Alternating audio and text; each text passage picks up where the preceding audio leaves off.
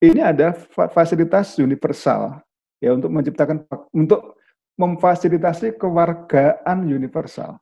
Contoh ini, kita bikin acara seperti ini kan sebenarnya kan sejauh yang kita punya saluran internet, koneksi internet, kita bisa ikut. Yang nggak bisa gimana? Yang nggak bisa berbincang-bincang di sini. Itu namanya bisa topik yang lain ya. Namanya digital divide, kesenjangan digital. Kita sering kali yuk webinar. Apakah semua orang bisa ikut webinar? Apakah internet bisa menjadi ruang publik? Belum tentu. Yang bisa bayar, yang bisa langganan internet, yang bisa bayar IndiHome itu yang bisa melakukan demokratisasi, yang tidak ya tidak gitu loh. Nah, partisipannya bukan dilihat sebagai massa, Mas, tapi sebagai individu. Artinya orang per orang, walaupun juga kita jangan lupa juga bahwa di sana muncul yang disebut sebagai akun-akun anonim. Ya oke, akun-akun anonim. Sekalipun itu anonim, tapi sebenarnya ada orangnya. Atau akun-akun robot, istilahnya bot gitu kan, bot. Nah, dan itu kemudian apa namanya? Itu yang muncul karena bisa dikontrol. Kemudian mempengaruhi individualitas ya. Karena ini berkenaan dengan pengalaman ruang dan waktu. Nah, ini yang tadi saya maksudkan. Bentuk-bentuk propaganda. Ini tadi saya menjawab dari sisi itu Mas, media ya, Mas Ikhwan ya. Dari sisi media seperti itu. Era media pertama dan era media kedua. Apakah kita sekarang di era media kedua persis itu? Enggak juga. Dua-duanya masih kita pakai kok. Pemerintah, kemudian pengusaha, masih juga punya media, ya, punya televisi terutama. Kalau koran mungkin semakin sedikit yang baca, kemudian juga media online, ya, seperti itu. Jadi menurut saya cara berpikir yang apa namanya dikotomistik, ini era media pertama, ini era media kedua, sekarang kita di era media kedua, tidak. Yang dominan memang kita di era media yang kedua. Karena apa? Perangkat ini mudah kita bawa. HP aja bisa digunakan untuk ikut seminar seperti ini misalnya, ya. HP bisa dan sebagainya. Nah, bentuk-bentuk propaganda, Mas.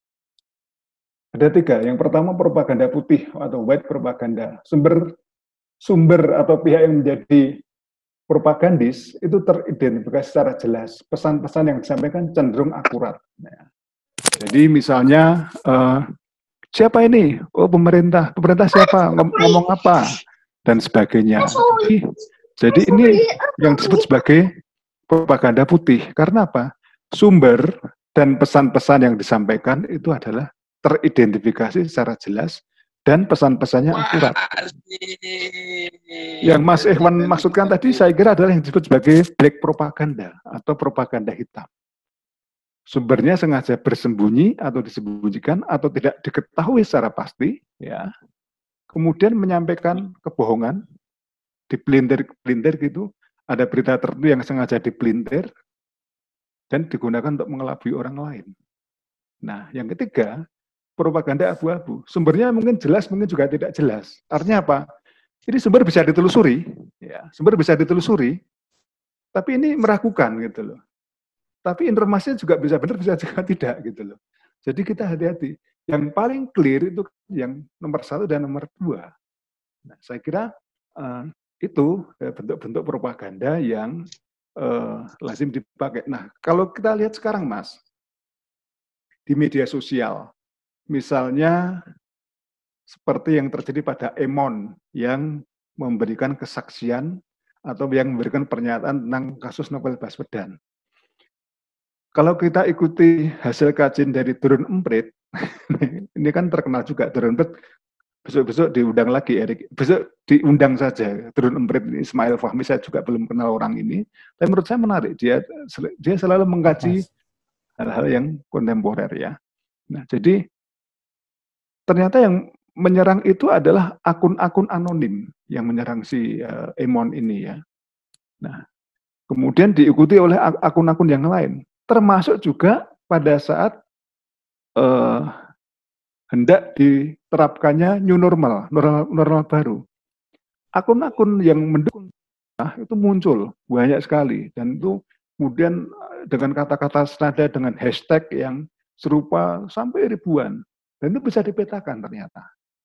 Mana yang berpropaganda untuk pemerintah, mana yang berpropaganda untuk yang mengkritik pemerintah dengan berbagai cara, ternyata bisa dipetakan. Nah, ini menurut saya ini menariknya. Tapi memang tidak semudah kita melihat apa namanya ya, tidak gampang karena harus ada perangkat-perangkatnya yang menurut saya juga harus banyak biaya yang dipakai seperti itu. Nah sekarang kalau misalnya pertanyaannya, kalau film pengkhianatan G30 SPKI itu termasuk propaganda yang mana? Apakah propaganda putih, propaganda hitam, ataukah propaganda abu-abu? Nah seperti itu kan, ini kan kontroversial. Artinya kontroversial apa? Sumbernya jelas teridentifikasi, ya, itu dari perusahaan film negara PFN, dan itu juga dari Departemen Penerangan juga menyetujui, ya. Tapi isinya, ya, informasinya belum tentu benar karena kontroversial. Ini contoh misalnya ya, ada kesaksian ini, mohon maaf nanti bisa kita bincangkan. Apakah para jenderal yang kemudian dibawa buaya itu kemudian disiksa oleh Gerwani dengan diiringi tarian harum bunga dan sebagainya? Ternyata tidak dari hasil kajian belakangan. Itu artinya apa? Pesan yang ditampilkan dalam film tadi keliru atau sengaja keliru. Berarti apa? Disinformatif. Ya, seperti itu. Karena apa? Menciptakan misleading. Dan sekarang digunakan untuk berpropaganda terus oleh pihak-pihak yang menganggap ini adalah satu hal yang harus diwaspadai dan sebagainya.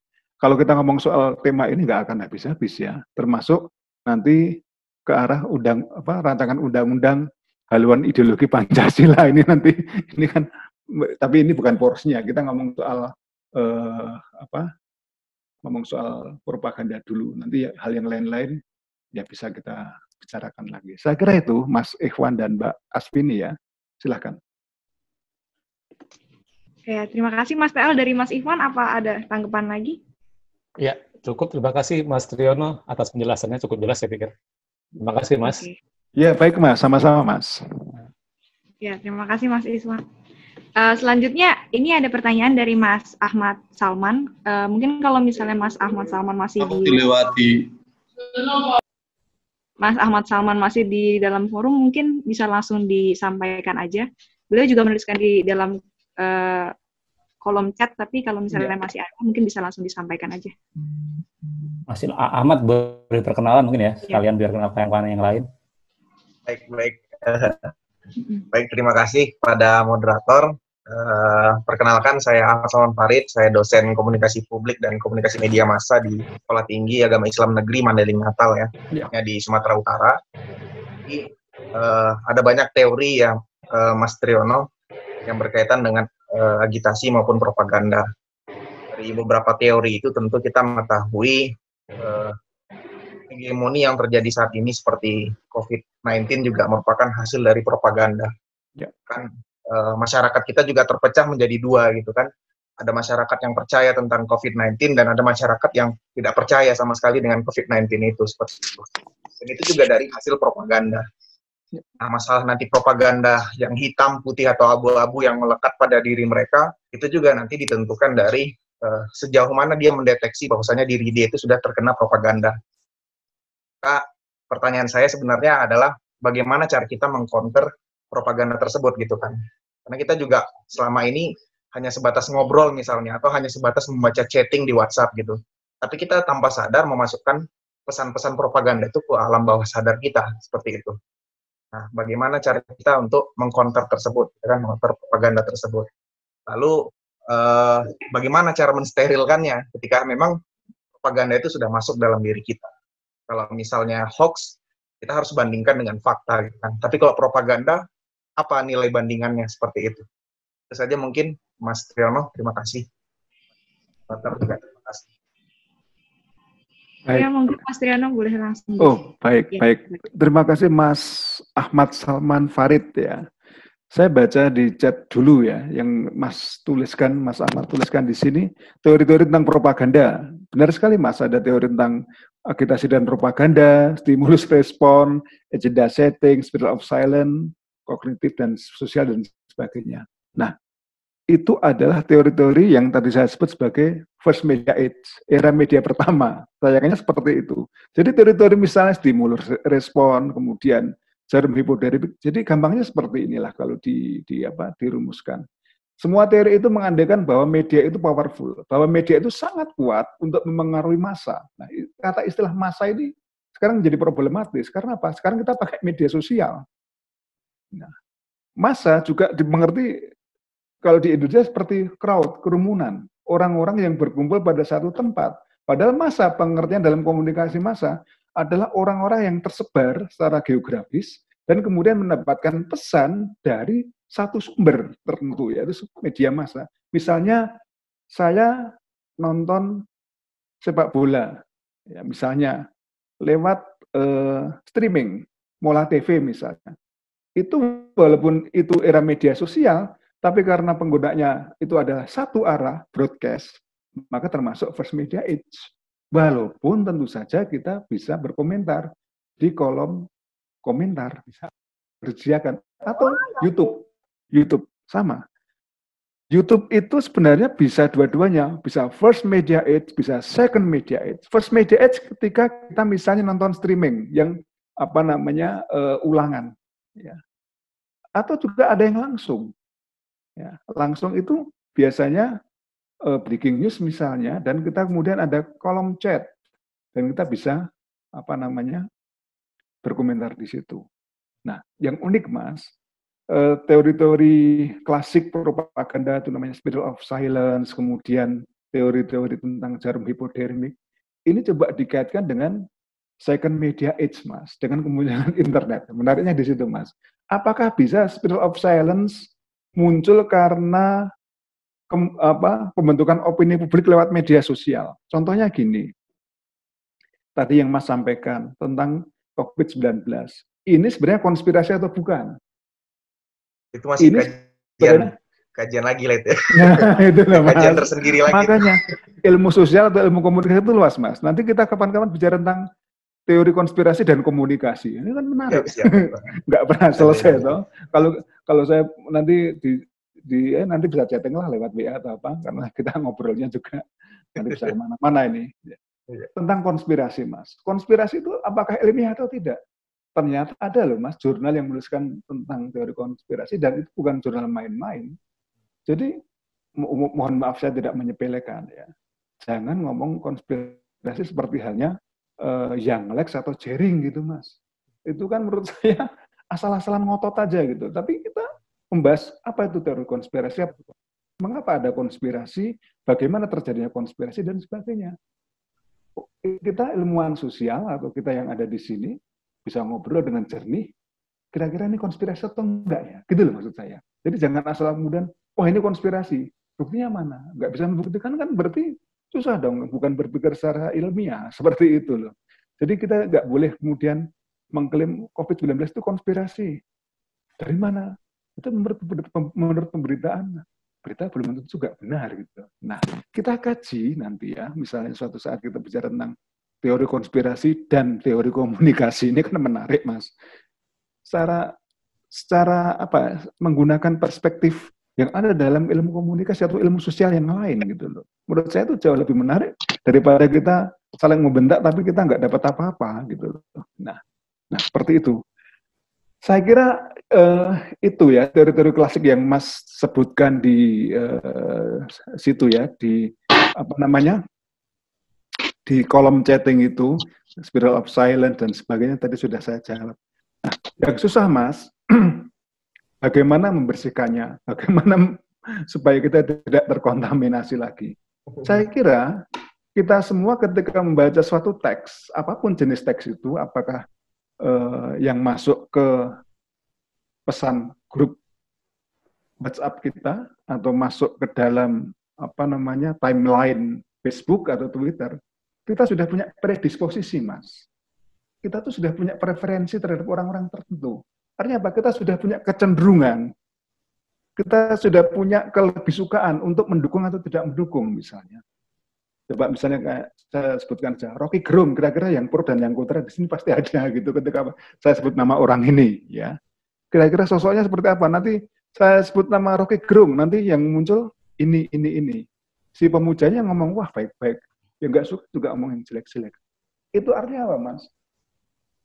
Sangat tidak mungkin kita kemudian sama sekali mensterilkan ya, apa yang kita punya, stock of knowledge kita, persediaan pengetahuan kita itu apa ya, tidak akan pernah selesai-selesai. Hanya saja memang kita cenderung untuk mencari informasi yang bisa membenarkan asumsi-asumsi kita. Kita mencari informasi yang menyenangkan apa yang sudah menjadi praduga kita. Bahkan pada saat kita berteman di media sosial, kita sudah pilih-pilih teman. Yang kira-kira satu pemikiran, satu alur dengan kita. Entah karena kesukaan dalam hal pemikiran, entah juga dalam hal hobi. Maka ada istilah homofili dalam pertemanan di media sosial. Jadi media sosial yang diandalkan itu adalah media yang bebas dan sebagainya, itu ya ternyata enggak juga gitu. Sudahlah, kita ngomong juga dalam dunia sehari-hari. Apakah misalnya ada teman satu angkatan kuliah kita, 80 orang, apakah kita akrab semuanya? Tidak. Pasti kita punya teman-teman dekat, dan itu biasanya adalah yang homofili. Artinya apa? Yang memiliki kesukaan yang sama. Nah, seperti itu. Jadi menurut saya susah, Mas, sulit untuk bagaimana caranya membersihkan pemikiran-pemikiran itu. Kalau mengcounter mungkin bisa, Mas. Mengcounter itu kan dengan berbagai teknik, Mas, atau strategi. Kita membiarkan aja, biar aja dia lewat, nggak apa-apa. Atau kita respon, atau kalau orang ini sudah keterlewatan, kita blok aja, selesai kan gitu. Kalau saya seperti itu, artinya apa? Kita membiarkan itu adalah satu bentuk cara untuk membuat pesan-pesan menjadi tawar. Tapi ya jangan kemudian menyebarkannya dari grup sebelah, misalnya sebelah mana dong? Sebelah kiri, sebelah kanan, sebelah atas, sebelah bawah. Kanan apa kiri gitu. Iya. Jadi menurut saya kalau kita sudah kemudian nggak suka, kemudian kita share, justru nanti pesan itu akan kemana-mana dan nggak akan pernah selesai. Itulah cara, kalau saya nggak suka, saya diemin aja. Kalau saya suka ya, satu pesan tertentu saya like, saya kasih tanda power, super yang simbol waru atau peduli yang gambar yang pelukan itu, gambar waru yang sedang dipeluk dan sebagainya. Saya kira itu adalah cara-cara yang menurut saya menarik untuk dijalankan. Termasuk jangan salah, media sosial sendiri itu pun juga ada aspek ekonominya loh, Mas. Iya. Mengapa? Karena semakin kita berperang di media sosial, semakin menguntungkan, entah itu namanya Facebook, entah itu namanya Twitter. Jadi mereka senang pelok-pelok loh, kalau mereka itu, kita sedang berkelahi, mereka itu dapat uang banyak loh, itu jangan salah loh. Jadi salahnya kita kalau mau berlama-lama, berlama-lama bertengkar di media sosial. Bukan berarti kemudian kita nggak boleh bermedia, boleh, Mas. Tapi sekali lagi, kita itu sebenarnya pekerja-pekerja media sosial. Loh kok bisa jadi pekerjanya? Media sosial itu hanya bisa hidup kalau ada pesan-pesan yang kita tuliskan, ya atau tidak. Jadi yang namanya followers atau member itu adalah buruh-buruhnya Mark Zuckerberg gitu namanya. Ya, termasuk saya, misalnya menulis komentar, men-sharing berita, kemudian cari pertemanan, itu saya jadi buruhnya Mark Zuckerberg dan lain-lain. Nah, itu menarik juga kan, digaji besok kok bisa seperti itu. Nah, ternyata kompleks ya. Kalau dulu buruh-buruh itu adalah wartawan, tukang loper, penyiar, sekarang buruh-buruh itu adalah kita. Kita ini siapa? Ya netizen ini. Buruh digital ya Pak ya? Iya, buruh digital.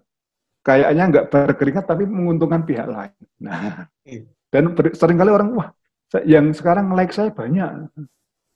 Ya, kalau YouTuber itu punya banyak followers, itu dia juga dapat uang kan, YouTuber itu. Followersnya sekian juta misalnya. Kayak misalnya Atta Halilintar, Sule, dan sebagainya itu. Mereka bikin konten, dapat uang. Nah, itu jadi pengusaha. Kita yang nonton, kita yang ngeklik, kita yang share, jadi buruh itu. Nggak dibayar. Gitu loh ceritanya. Menarik sebenarnya kita ngomong soal ini. Itu Mas Ahmad Salman dari... Terima kasih, Pak. Ya. Oke, terima kasih Mas Ahmad. Cukup ya? Ada tanggapan lagi? Ya, sebenarnya ada banyak aspek sih tentang propaganda dan agitasi. Mungkin juga beberapa contoh tadi yang disebutkan di awal juga bisa masuk juga tentang konteks radikalisme ya. Radikalisme juga kan merupakan propaganda juga. Ya. Bahkan pemerintah hari ini kan juga sibuk gitu bagaimana mengkonsep dan merumuskan bagaimana cara mensterilisasi itu tadi propaganda radikalisme itu. Makanya saya tanyakan tadi gitu kan kalau ada tips dan triknya mungkin kan bisa kita masukkan dalam tulisan jurnal. Ya, jadi gini, Mbak Spin, saya boleh tanggapi yang terakhir itu, yang tadi yang pemerintah tentang apa radikalisme dan sebagainya ya. Iya, monggo Mas.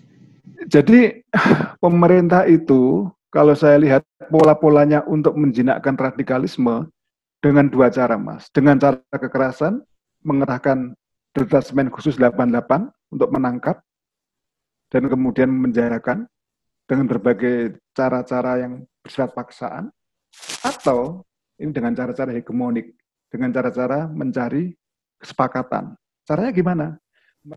Dulu menjadi sebut saja narapidana teroris, ya, narapidana terorisme, napiter istilahnya, ya, narapidana terorisme, dijadikan sebagai vaksin yang digunakan untuk mengatasi radikalisme itu. Maka ada istilah deradikalisasi, kan seperti itu, Mas. Jadi ada dua pola saya kira yang dijalankan pemerintah ini. Kalau teman-teman baca pemikirannya Gramsci ya, ini adalah dengan cara-cara kekerasan yang disebut sebagai war of movement atau war of maneuver.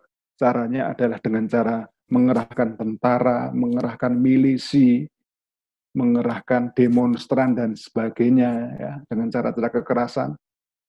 Ya, ditangkap, kemudian dihukum, ada yang dihukum mati, kemudian fotonya bertebaran di mana-mana, ada yang dihukum seumur hidup dan sebagainya. Tapi pemerintah juga nggak hilang akal. Caranya apa? Orang-orang yang dulu menjadi napiter, narapidana terorisme, kemudian dijadikan sebagai vaksin. Jadi kan vaksin itu kan penyakit yang sengaja dimasukkan gitu toh, supaya apa? Orang bisa menjadi kebal, tapi dalam ini menjadi sembuh, menjadi insaf gitu dalam bahasa yang lain, supaya nggak melakukan apa terorisme lagi dengan apa? Deradikalisasi, Mas. Nah seperti itu. Nah ini menurut saya menarik. Ini jurnal-jurnal banyak yang membahas tentang itu. Dan istilah, mohon maaf ya saya sebut saja, istilah Islam toleran dan Islam radikal, itu kan Ikhwanisme juga kan sebenarnya. Islam yang toleran ini adalah Islam yang organisasinya adalah ini. Islam yang radikal adalah organisasinya seperti ini. Ciri-ciri Islam dari Islam toleran adalah seperti ini dan sebagainya. Nah, seperti Manikianisme bukan? Itu propaganda bukan propaganda. Bukan sebenarnya, memang itu adalah propaganda. Saya kira itu, ya, Mas, Mbak. Oke, terima kasih Mas PL. Ini juga beberapa ada ide-ide baru untuk diskusi-diskusi selanjutnya, Mas Erik, tentang komunikasi dan konspirasi dan lain-lainnya. Terima kasih Mas PL. Selanjutnya ada pertanyaan lagi dari Mas Putut. Mas Putut ini dari Semarang. Beliau juga menuliskan pertanyaannya dalam kolom komentar, Mas PL. Untuk Mas Putut mungkin bisa langsung ditanyakan sembari kenalan. Monggo. Ya udah kenal sih sama Mas TL. Iya. Ya, selamat malam Putut. Halo, selamat malam. Nah, ini pertanyaan saya ini. Ya. Pertanyaan saya ini tadi teringat mengenai agitasi dan propaganda itu, jadi ingat Joseph Goebbels, Adolf Hitler waktu Perang Dunia Kedua dengan Nazimnya, dia menggunakan propaganda untuk mempengaruhi waktu itu rakyat Jerman memusuhi Yahudi dengan pidato-pidato yang menghasut, kemudian menyebarkan, ya waktu itu mungkin diyakini sebagai kebenaran, tapi sebenarnya itu bukan kebenaran. Kemudian ingat juga ketika setelah peristiwa G30S mengenai kekejaman penyiksaan terhadap korban yang diberitakan berita Yuda waktu itu, yang belum tentu diketahui kebenarannya, itu diulang-ulang, kemudian dikutip media lain juga pada saat itu. Tapi kemudian terus di era saat ini mengenai kebenaran itu sesuatu yang dianggap sekarang viral itu kemudian dianggap sebagai suatu kebenaran, padahal yang viral itu belum tentu benar. Nah, ini kalau dilihat dari tadi definisi agitasi tadi kan half truth. Ya. Kalau ini ada hubungannya dengan post truth atau bagaimana ini, Mas TL, bisa dijelaskan? Terus yang kedua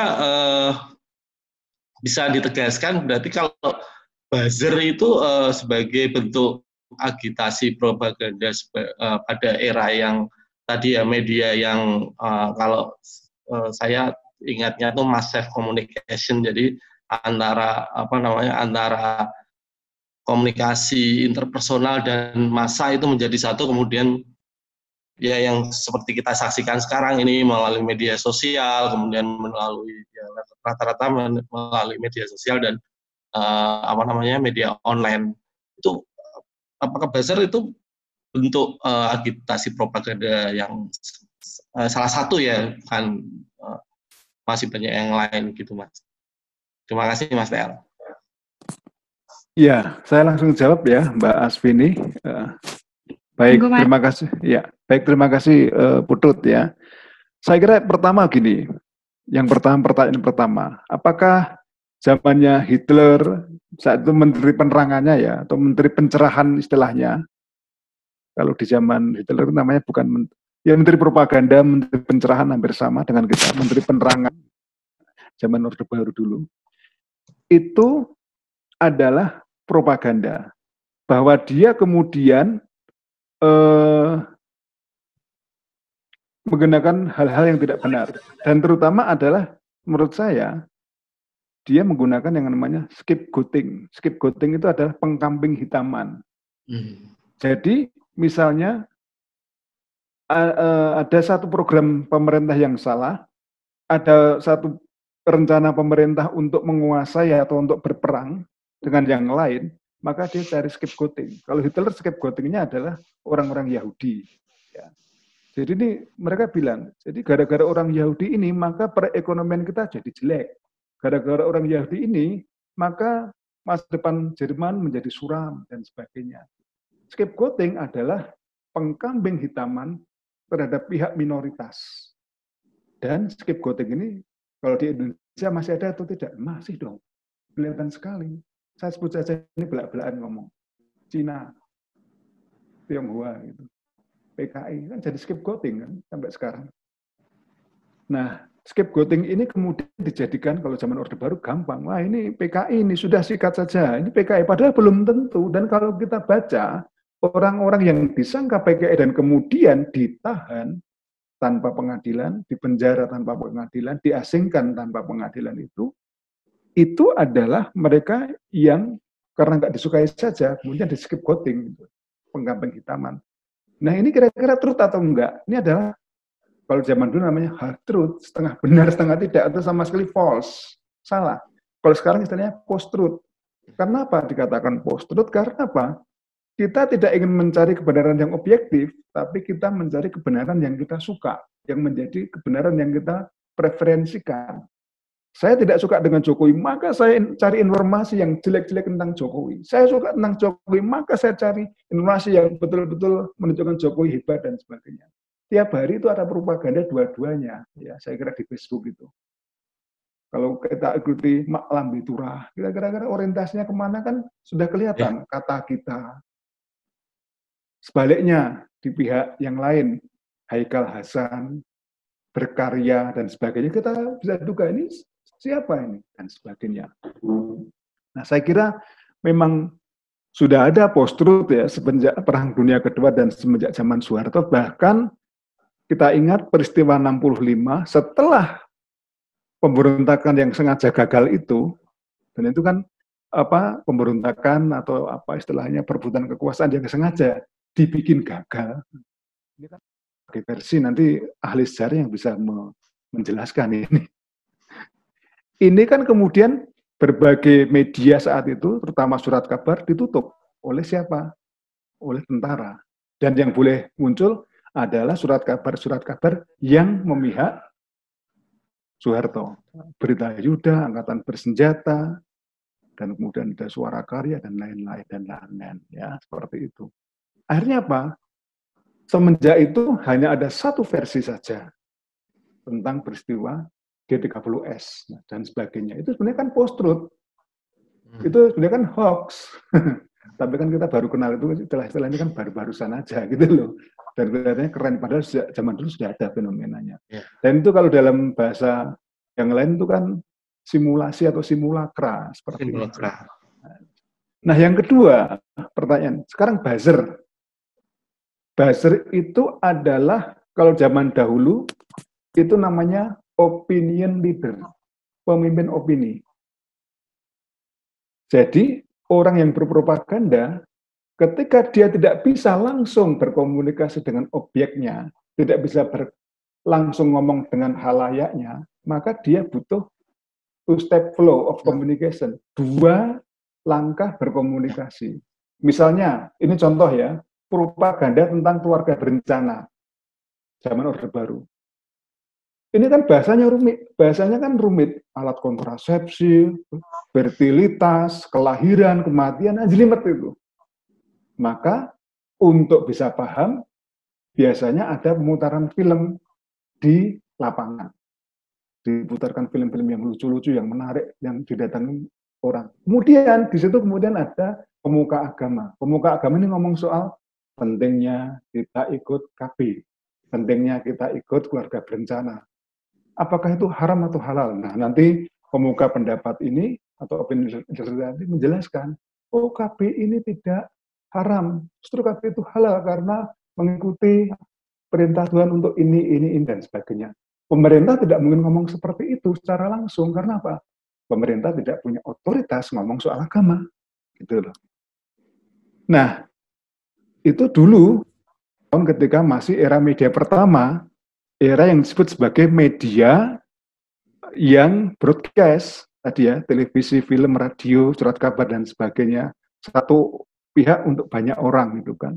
Nah, sekarang di era ketika yang lebih dominan adalah second media age, era media kedua, interaktivitas, maka yang terjadi adalah yang disebut dengan kemunculan buzzer. Buzzer kan dalam bahasa yang lain pendengung. Buzz itu artinya kan B-U-Z-Z, buzz itu mendengung, seperti tawon itu mendengung. Ya. Atau istilah kerennya influencer. Influencer kan orang yang memberikan pengaruh. Sama atau tidak dengan opinion leader? Sama. Cuma kalau buzzer sekarang itu bisa siapapun. Bisa namanya adalah Denny Siregar, misalnya Eko Kuntadi, misalnya, dan lain-lain. Itu yang memihak Pak Jokowi. Nanti yang memihak yang lain, ya ada. Tadi saya sampaikan, Haikal Hasan, dan lain-lain. Sama loh itu buzzer. Nah, pertanyaannya apakah dibayar atau tidak? Saya nggak tahu. Ini kan menarik juga. Kalau teman-teman ada yang meneliti tentang buzzer, tadi yang 1-2 sudah saya sebut, kan menarik juga. Peran buzzer dalam propaganda di era media kedua. Jadi skripsi ini, jadi tesis loh ini. Peranan buzzer pada propaganda di era media kedua. Keren tuh judulnya. Saya kira ini contoh ya. Ini contoh ya. Selama ini kita jarang ngomong buzzer, seakan buzzer. Saya coba cari konsepnya itu di jurnal-jurnal internasional, belum ada. Dan kayak ini istilah khas Indonesia. Mungkin yang lebih dikenal adalah influencer ya. Influencer kan bukan main-main. Dia adalah orang yang ya, yang memiliki banyak followers. Nggak mungkin followersnya kayak saya cuma 1.000, siapa yang mau influencer? Tapi biasanya yang namanya bahasa influencer itu followersnya banyak dan dia punya yang namanya adalah satu forum tersendiri yang diikuti oleh banyak orang. Ya, seperti itu. Tapi ya mereka buzzer kok, saya bukan influencer, saya setuju saja dengan program-program pemerintah ini, atau saya nggak setuju saja dengan program-program ini dan sebagainya. Saya kira ini adalah dinamika yang muncul di lapangan. Tapi sebagai satu gejala atau cara-cara berpropaganda, saya kira menarik untuk dikaji atau diteliti. Atau kapan-kapan kita ajak salah satu buzzer, kita ajak bincang-bincang, jangan diadili ya. Di sini untuk mengklarifikasi, menarik loh itu. Jangan dikira sebagai satu hal yang tidak menarik. Baik bagaimana kemunculan buzzer dan sebagainya dan sebagainya. Nggak mungkin buzzer muncul atau influencer itu muncul pada era media pertama. Itu muncul pada era media kedua, dan itu pun baru-baru ini saja. Gitu.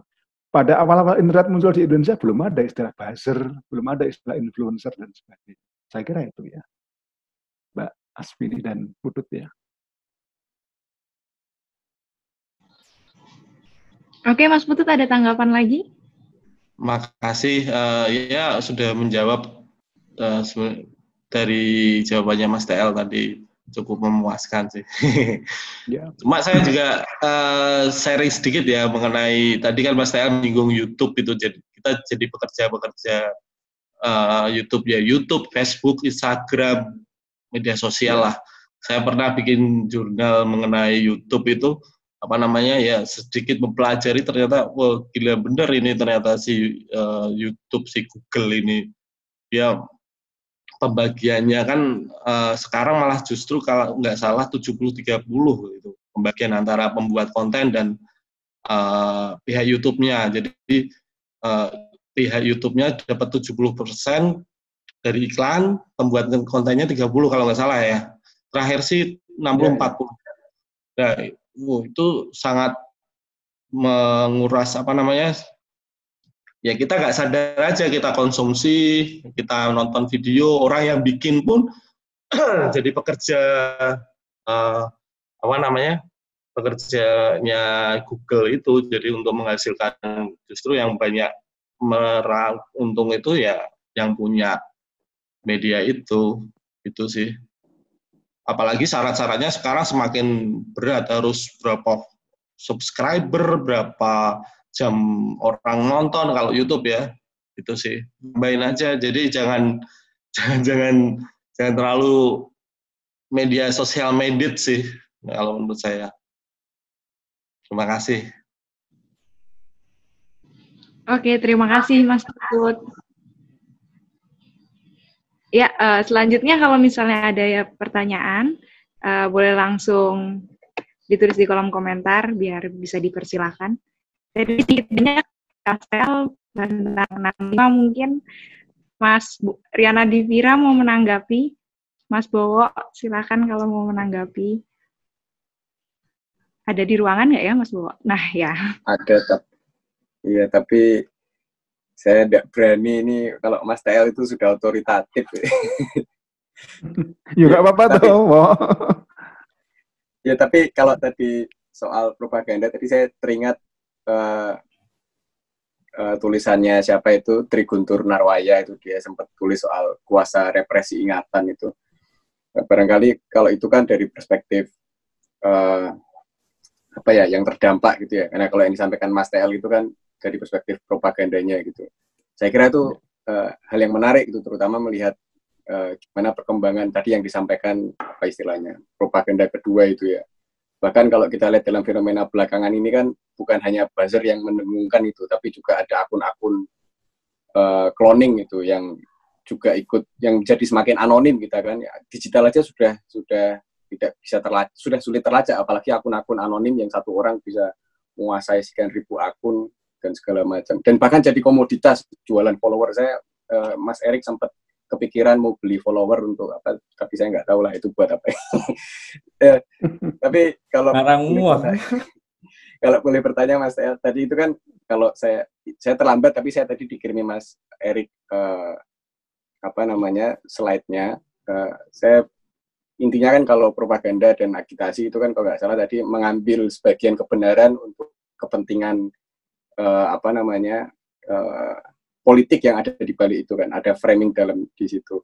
Tapi kalau boleh tahu istilah kebenaran ini sendiri kan juga agak ambigu gitu, karena kan kebenaran itu kan apalagi dalam politik ya, dan propaganda ini kan dekat dengan politik gitu. Justru tujuan dari politik itu kan sebenarnya menciptakan kebenaran, menuliskan kebenaran. Kalau Alan Badiou bilang kan being an event itu kan justru kebenaran itu diciptakan lewat buzzer-buzzer itu gitu. Nah kalau lihat situasi yang belakangan ini terjadi itu, saya sulit untuk membayangkan ada di posisi yang misalnya double minority atau triple minority gitu, karena mereka ini satu sisi ditelantarkan negara, sisi lain tergencet oleh yang sekarang banyak muncul itu ultranasionalis, sisi lain diserang juga oleh fundamentalisme konservatif agama gitu. Nah, mereka ini kan berada dalam kepungan dengungan-dengungan itu yang sisi lain juga menyerang mereka gitu. Nah ini gimana Mas Tel dalam kontestasi perebutan kebenaran ini, propaganda ini gimana? Maaf saya bukan bidang komunikasi jadi teknisnya kurang ngerti, cuma kalau menangkap apa yang disampaikan dari jawaban tadi dan juga dari slide PowerPoint-nya, saya kira kesan itu yang saya tangkap Mas Tel. Demikian. Jadi ya baik, langsung saya jawab aja ya pertanyaannya Rian Adi Vira Prabowo ini. Terima kasih. Jadi benar bahwa itu adalah perebutan kekuasaan dan otomatis adalah perebutan kebenaran. Dan memang tidak ada kebenaran yang mutlak bisa diterima oleh siapapun yang sedang berebut kekuasaan. Saya kira kebenaran tidak pernah memuaskan berbagai pihak. Ada yang namanya kebenaran empiris, kebenaran rasional, kebenaran yang sifatnya pragmatis, dan sebagainya. Kalau kita lihat, kebenaran itu hanya sebatas dalam kekuasaan ya, bagaimana kita bisa diyakinkan bahwa sesuatu itu adalah benar. Benar artinya bisa diterima oleh akal sehat, bisa memuaskan predisposisi kita, bisa memuaskan asumsi-asumsi yang kita punya, dan sebagainya. Jadi kebenaran sebatas itu. Nah, maka ada istilah, ada kaitan antara power, knowledge, dan truth. Power itu adalah kekuasaan, knowledge adalah pengetahuan, dan truth adalah kebenaran. Jadi kekuasaan tidak mungkin bisa berkuasa tanpa knowledge, tanpa pengetahuan. Pengetahuan itu seperti apa sih? Ya, sebut saja kurikulum. Kurikulum, zaman saya sekolah di SD, sampai saya sekarang bekerja sebagai buruh di Undip misalnya ya, sebut saja seperti itu selalu zaman SMP atau SD dulu, itu ngomong soal bahwa yang namanya PKI itu pasti salah, seperti itu, pasti salah. Dan itu adalah aktor tunggal terjadinya pembentukan G30S dan sebagainya.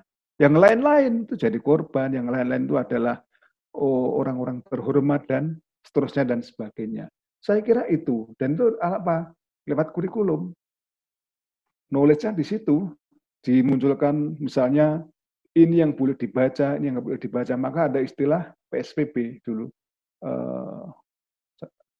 Pendidikan Sejarah Perjuangan Bangsa, ada juga namanya PMP, Pendidikan Moral Pancasila, dan kemudian ada juga penataran P4, Pedoman Penghayatan Pengamalan Pancasila, sampai saya sekarang masih hafal ya. Nah, itu dulu kalau masuk kuliah, bahkan kuliah di Undip tahun 90 ya, itu masih ada penataran P4. Dan jangan salah, ada generasi-generasi belakangan ini ya, belakangan itu artinya tahun 2000-an gitu, yang kagum dengan cara-cara Orde Baru berkuasa, cara-cara indoktrinasi Orde Baru. Mereka kagum, wah ini cara yang benar dan sebagainya. Nah, ini adalah contoh bagaimana kebenaran itu seakan-akan bisa hanya diciptakan dengan satu arah saja. Sekarang kalau kita menciptakan kebenaran dengan dua arah, di zaman era media kedua ini susah loh. Kalau zaman Orde Baru dulu saya nggak heran kok, mengapa kebenaran gampang diciptakan. Karena negara menguasai media sepenuhnya, total. Dulu bacaan karya novel-novel atau cerita pendek Pramudia Anantatur, itu nggak boleh dibaca. Yang membaca atau yang mengedarkannya diadili, dihukum, dipenjara. Coba bayangkan. Membaca novel di penjara. Ya, membaca novel di penjara. Zaman sekarang, anak-anak ya, ini ada novelnya Pramudia Anantatur di Gramedia. Nggak ada yang beli. Bandingkan dengan ini ada diskon 50% di Matahari. Coba Mas berbondong-bondong ke sana. Saya tidak membandingkan yang satu lebih baik, yang satu lebih jelek. Tapi ini adalah kita dulu hidup dalam arena konsumsi yang berkekurangan. Sekarang kita hidup dalam arena konsumsi yang berkelimpahan. Nah, ini kan perubahan-perubahan yang harus kita lihat. Saya tidak bicara atas nama yang satu baik, yang satu buruk. Tapi yang namanya kebenaran itu sekarang ini memang selalu dipertaruhkan, dan orang berpropaganda itu atas nama kebenaran. Bahkan walaupun itu sama-sama satu agama pun, kelompok-kelompok ini juga saling berpropaganda. Oh, ini Islam yang seperti ini Islam yang seperti itu, ini Islam yang baik, ini Islam yang nggak baik, dan sebagainya.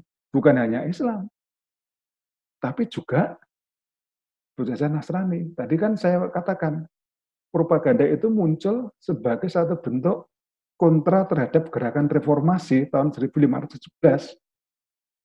Propaganda muncul pada tahun 1622. Nah, ini kan sebenarnya kan ngomong soal, kalau dulu propaganda itu sentralnya, pusatnya ada pada lembaga-lembaga agama, sekarang bergeser ada pada lembaga negara.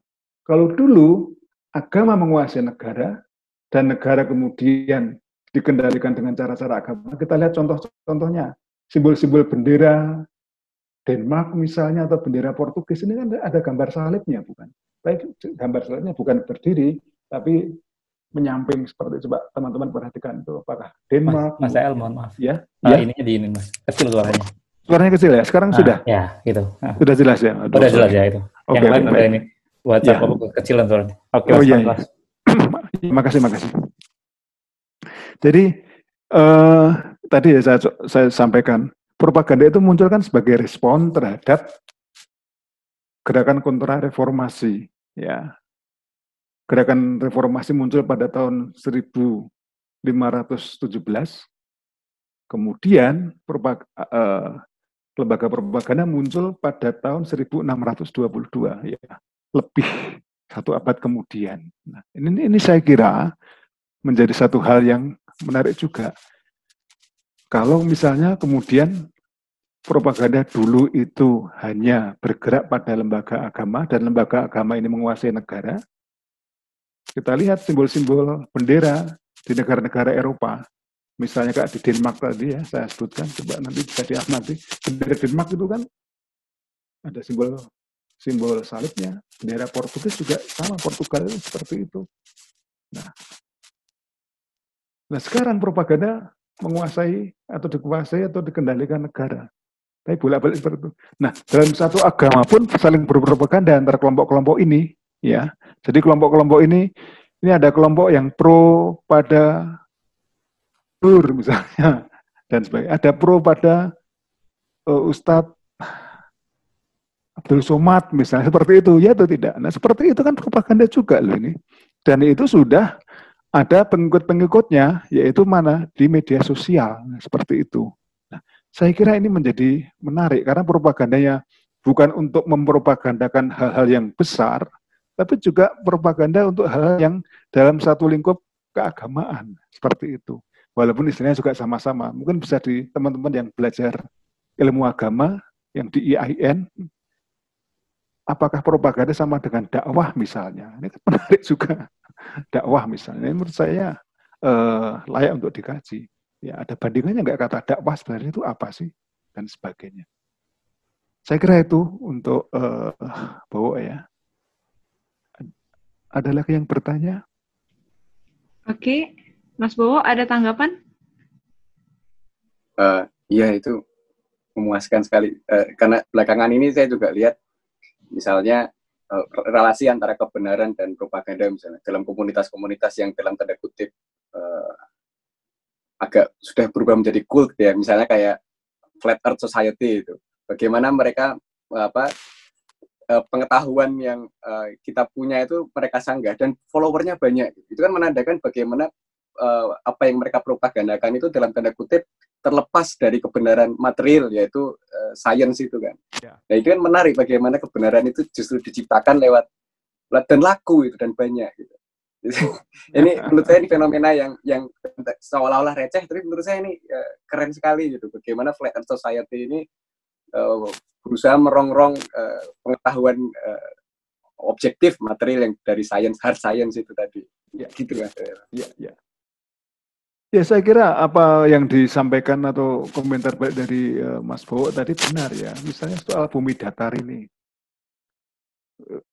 Galileo Galilei, kemudian Kopernikus terbantahkan, walaupun bukan dalam pengertian pengamatan secara empiris, tapi adalah propaganda secara ideologis kan, seperti itu loh. Jadi orang sekarang nggak perlu pembuktian empiris, orang nggak perlu pengamatan, yang penting yakin. Nah ini post-truth namanya. Yang penting yakin, yang penting saya yakin kok soal kenyataannya nggak penting. Lah buktinya gimana? Nggak penting. Jadi inilah ya saya kira yang dipropagandakan sekarang tidak lagi hal-hal yang besar juga masih dipropagandakan tentu saja, tapi hal-hal yang kecil yang dulu sudah diyakini kebenarannya dan menjadi pengetahuan umum. Artinya pengetahuan umum itu pengetahuan yang diakui dan tidak terbantahkan lagi. Misalnya kayak pelajaran-pelajaran ilmu bumi itu ya, bumi itu bulat dan sebagainya, ada globe dan sebagainya. Ya, sekarang bisa dibantah hanya dengan doktrin, dan doktrin itu kembali ke era-era sebelum adanya orang melakukan pengamatan. Ini sebelum juga artinya doktrin itu ya kayak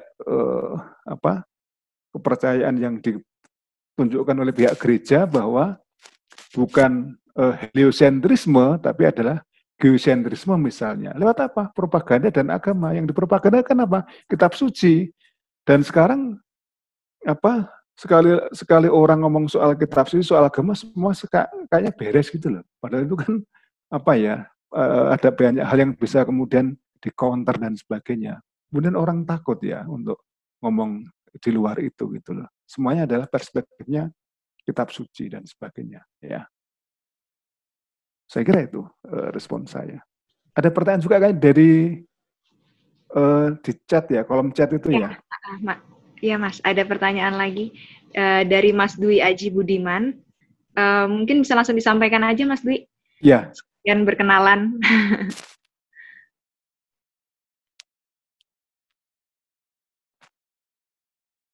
Belum ya?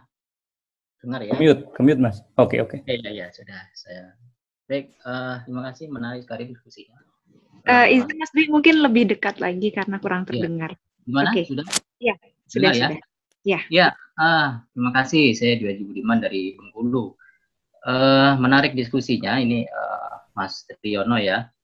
Jangan-jangan memang apakah kita sekarang ini memang menikmati agitasi dan propaganda, dan ternyata jangan-jangan itu memang dibentuk karena di negara dunia, di negara kita ya, itu kan mayoritas pengguna sosial media terbesar.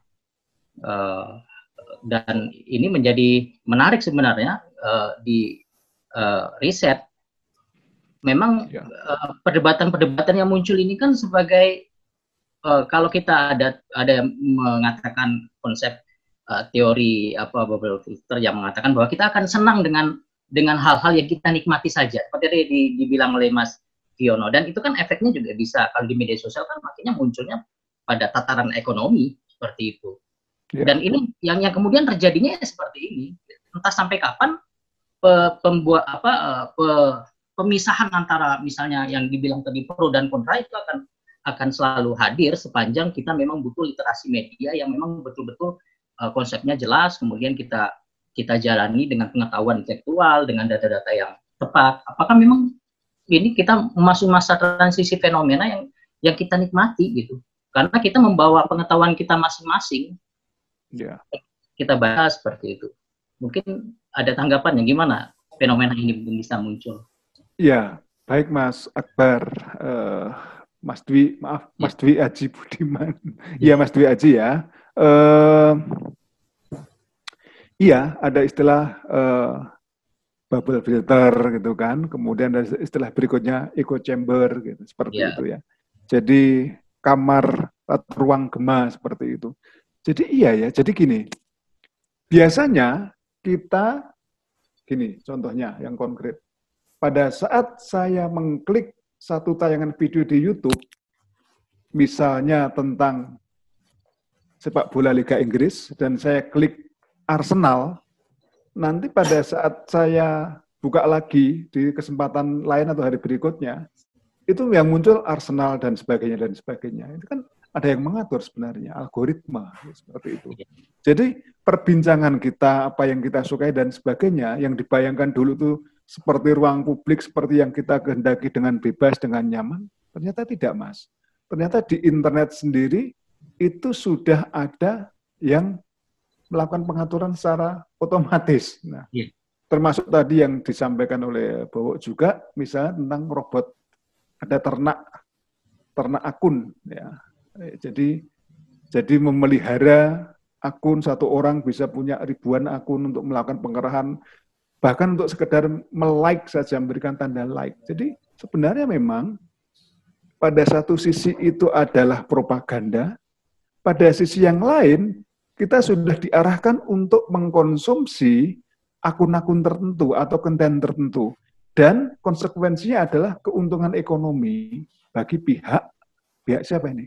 Pihak yang memiliki media sosial. Bukan yang punya akun loh. Pihak yang memiliki media sosial. Zuckerberg makanya semakin kaya kan gitu, seperti itu. Yang punya YouTube juga semakin kaya. Apakah sekali lagi kita nggak boleh main seperti itu? Boleh. Tapi kita jangan lupa, sebenarnya kehidupan kita kalau seperti itu juga kemudian dikontrol. Contohlah ini misalnya kasus dulu ya, pada saat pemilu presiden di Amerika tahun 2016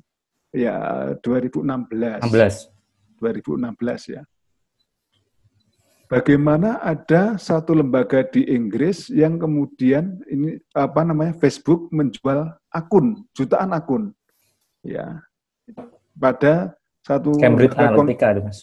Cambridge Analytica itu, ya, dijual kan kepada mereka untuk apa? Mempelajari preferensi. Jadi kalau saya kira di Facebook kita itu jangan terlalu jujur, nama, tapi sampai preferensi kan ditanyain toh. Siapa saudara kita, bahkan melebihi mengisi kartu keluarga loh itu di Facebook itu kalau kita lihat ya, termasuk apa yang kita suka, apa yang mau kita tonton dan sebagainya. Kalau kakak, kartu keluarga itu nama, tempat tanggal lahir, agama, saudara dan sebagainya, yang satu keluarga. Kalau di Facebook coba, kalau teman-teman ikuti semua, ngisi semua kolom yang ada di sana, mengisi semua pertanyaan yang ada di sana, kita pasti sudah diarahkan. Misalnya, tiba-tiba hari ulang tahun kita muncul, ada notifikasi, ucapkan selamat ulang tahun untuk Mas Dwi Aji Budiman, misalnya pada tanggal sekian. Nanti kalau kita malas, sudah dikasih kayak kartu ucapan oleh pihak Facebook. Ini kan artinya sudah diarahkan, Mas, memang. Biasanya orang kalau suruh nulis selamat ulang tahun ya dan sebagainya kan malas, karena apa? Kita mengikuti banyak sekali akun dan kita berteman dengan sekian banyak orang ya yang kita kenal atau tidak. Karena menurut saya juga kadang-kadang heran, mengapa saya punya pertemanan sampai 1.800-an? Apakah saya kenal semua? Enggak juga ternyata. Rasa-rasanya saya emang ajaib ini. Dulu ada yang minta pertemanan saya, oke. Saya rasa-rasanya, waduh, ini si malakama juga dong dan sebagainya. Tapi ada orang juga yang memang ingin punya banyak teman di sana dan sebagainya.